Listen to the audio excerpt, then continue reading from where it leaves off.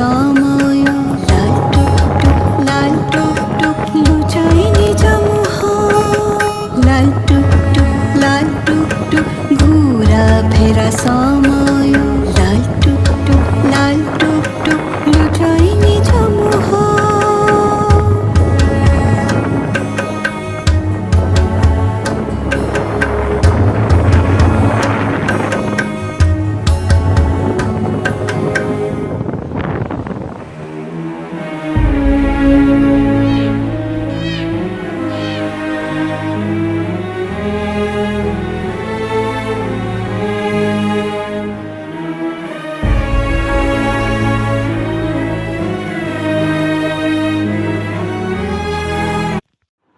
ସାଙ୍ଗମାନେ ଆପଣ ବି ଦେଖିଲେ ସେ ଜାଗାଟା କେମିତି ହେଇଥିଲା। ଭାବନ୍ତୁ ରାତିରେ ଆସିଲେ କେମିତି ହେବ।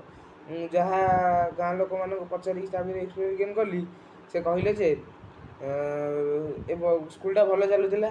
ତାପରେ ସେ ଦିନେ ମାନେ ସେ ଯେଉଁ ସ୍କୁଲଟା ଗୋଟେ ଝିଅଟା ସେଠେଇ ଆସିକି ମାନେ ଏଇ ତାଙ୍କ କେସ୍ ଫେସ୍ରେ ଆସିକି ସେଠେଇ ମାନେ ତା ଜୀବନ ମାନେ ଆତ୍ମହତ୍ୟା କରିଥିଲା।